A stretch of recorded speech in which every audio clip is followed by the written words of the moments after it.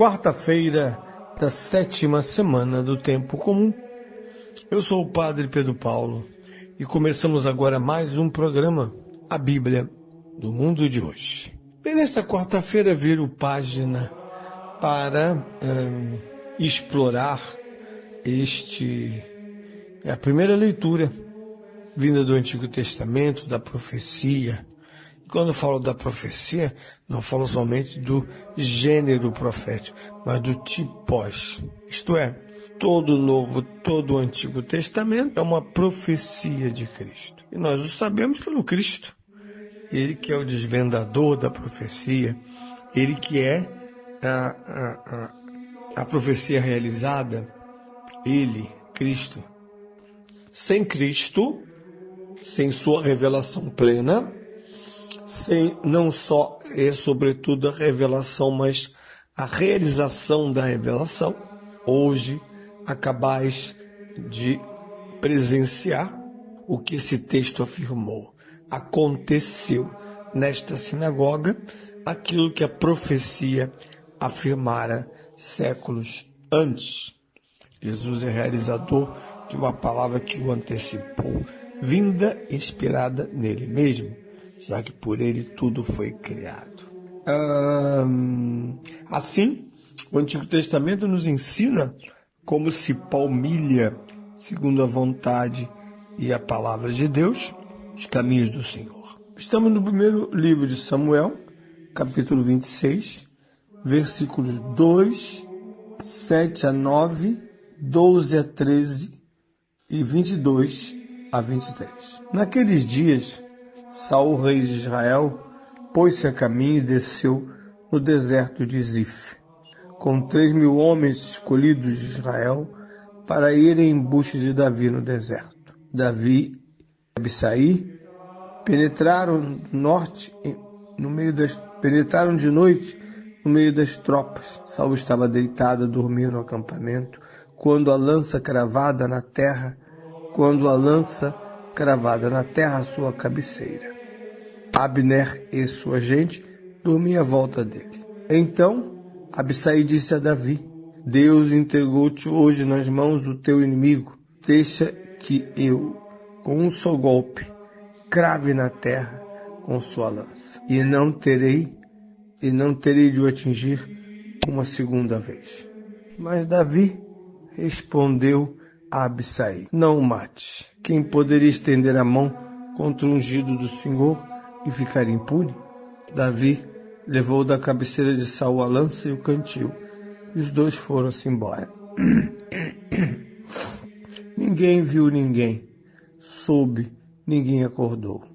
Todos dormiam por causa do sono profundo que o Senhor tinha feito cair sobre eles. Davi passou ao lado oposto e ficou ao longe, na cima do monte, de sorte que uma grande distância o separava. Davi então exclamou: Aqui está a lança do rei, um dos servos venha buscá-la. O Senhor retribuirá a cada um segundo a sua justiça e fidelidade. Ele entregou-te hoje nas minhas mãos, mas eu não quis atentar contra o ungido do Senhor. Bem, parecem textos de mazelas, de crônicas, mas é interessante como a revelação, mantendo-se própria, ela está emaranhada, ela está misturada com a nossa crônica de vida, sobretudo o que é de pior nos nossos dias.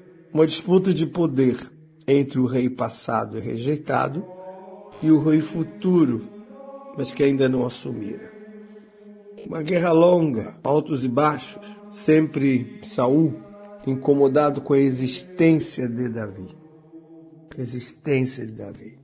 Porque Davi existente era a afirmação que ele sabia da parte de Deus da sua rejeição. Usando uma palavra inglesa que nós brasileiros estamos utilizando, impedimento, né? O impeachment de Saul. Davi representa aquele que é recolocado no lugar de Saul e da sua casa. Enquanto Saul não admite essa realidade, luta contra Davi.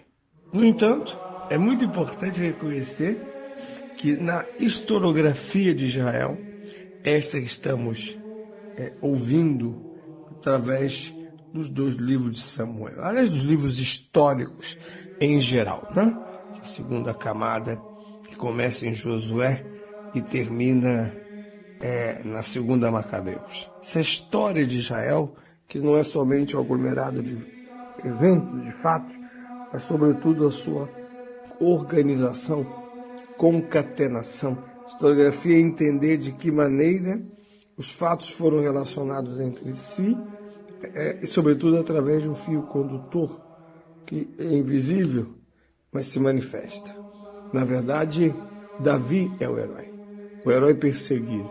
Davi é a figura que será sempre protegida por Deus, porque não almejou o reino.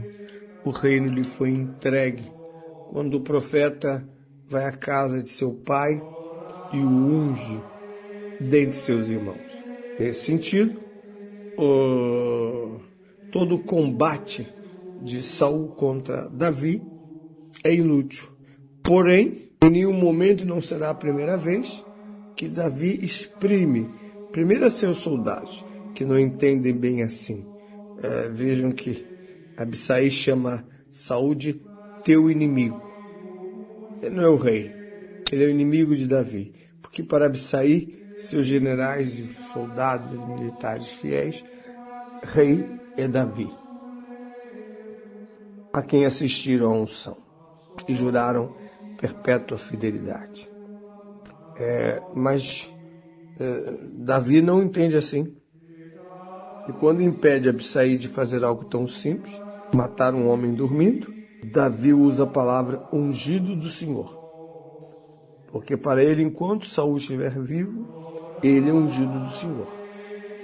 E assim será, porque tanto ele quanto seu filho, Jonathan, grande amigo de Davi, quando morrerão os 2 na mesma batalha, então Davi assume plenamente o reino de Israel. Aliás, ele unifica e cria esse reino, porque tudo indica que Saul era mais ou menos um rei tribal. Será Davi a reunir,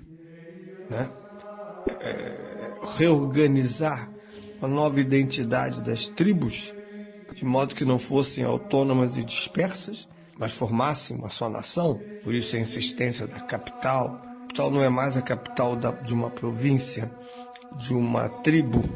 Tá, agora é a capital do Estado de Israel, Jerusalém. Há um só templo para celebrar uma única lei, um único Deus, e ele é o único rei de todo Israel. Não há mais juízes. Davi é o rei de todos. Esse estágio não pertenceu a Saul, mas pertencerá a Davi, será consolidado com seu filho Salomão e depois perdido, quando os 2 filhos, ou os netos de Davi, Absalão e Roboão e Jeroboão, vão destruir esta unidade dos reis, seus avós e pai, seu avô e seu pai. O certo é que nesta noite, ao invés de matar o rei, ele exibe ao rei a própria força. Por que Davi é forte? Porque eu sou fiel plenamente a Deus. Se eu fosse fiel a uma estratégia política, Saul teria sido morto naquela mesma noite.